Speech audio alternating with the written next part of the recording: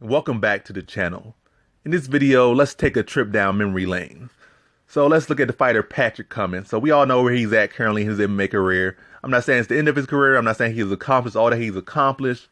But there was a very interesting comparison to him to another fighter that just kind of was funny then and especially funny now.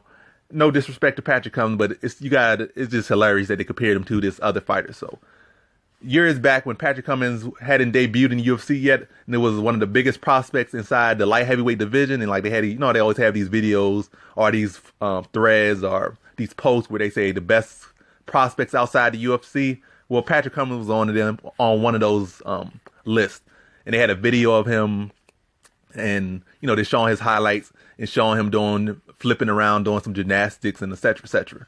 And they said this guy is the next John Jones, and it was like, I kind of laughed back then, and then you really kind of laugh now. And like I said, no disrespect to Patrick Cummins, but that's a crazy comparison. That's like saying somebody the next Michael Jordan or something like that, or the next LeBron James, or the next this. And then in fact, like LeBron James is still competing right now. Matter of fact, say like LeBron James was like 30 back then, still relatively in his prime, and like just winning like the 2 back-to-back titles in Miami or something like that. And they got a guy that's coming into the league that's already older than LeBron is at that time, and far less accomplishments. And gonna say the guy that already been around, like say John Jones. John Jones was already with 23 when he won his world titles, and defended it like twice in that first year.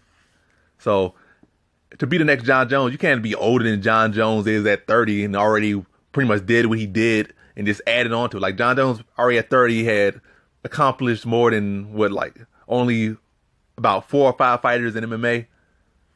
Maybe as far as time-wise, he's probably accomplished more than anyone by as far as age-wise. But as far as just overall accomplishments, even at 30, he already was better than just about everyone except maybe 5 fighters, maybe.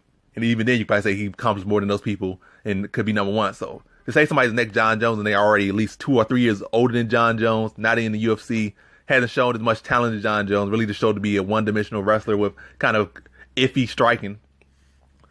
And you can say he's the next John Jones. It's a good, good clickbait, but the reality of it can't be the next John Jones. So if somebody's gonna be the next John Jones, you gotta be some guy that's at least maybe in your 20s, like mid to early 20s. You have to be the youngest fighter in MMA to win or youngest fighter in UFC history to win a title. You don't have to be that, but you gotta at least be around pretty young and undefeated and stuff. Well, Patrick Cummins was undefeated at the time, but he was older than John Jones already. Still is older than John Jones. And what are the cases? Well, he's not going to get younger miraculously, but you got to at least be comparable in some way to John Jones, much more comparable. Like I say, you got to at least be younger than John Jones is now, or at least when you got to be younger than John Jones was when you entered the UFC. Like say, like John Jones is already in the UFC, he's like 31, 32, and you enter the UFC, maybe you're like 26, 25, and you really want to be close. I say you enter the UFC around 21, 22 to be next John Jones, and then kind of have at least pretty projected to have similar success in a similar time rate or time, stuff like that. Or at least have similar, I don't know, it gotta be, and really no way can you compare Patrick Cummins to John Jones in any way. You can say, oh, he might be the better wrestler as far as pure wrestling go, maybe.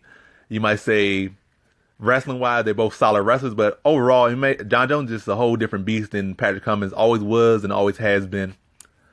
And Patrick Cummins, you look at him now, his success has been nothing close to what John Jones had. Well, I think he was like 10-5 or something like that. Still a very solid fighter. Some people might underrate him, might say he's a can, might say he's this, or might say he's a bum. But Patrick Cummins is a solid fighter. All they might say all he is a glorified Starbucks barista or something. But Patrick Cummins is a beast for sure. But John Jones, any comparison to John Jones is just laughable. And like I said, he can still have a good career. I don't see him ever becoming no champion or a real title contender, but I think he could definitely go on another streak.